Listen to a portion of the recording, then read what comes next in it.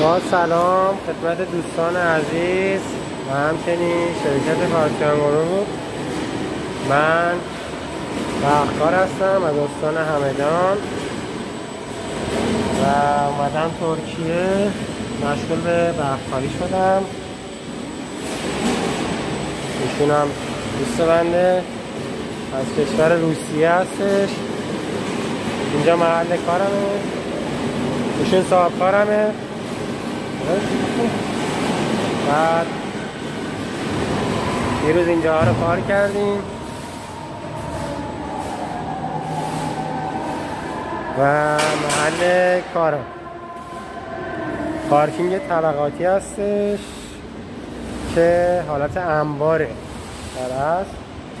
داریم کارهای برقیش انجام میدیم. با تشکر از برای بچه‌های خوب شرکت گلم.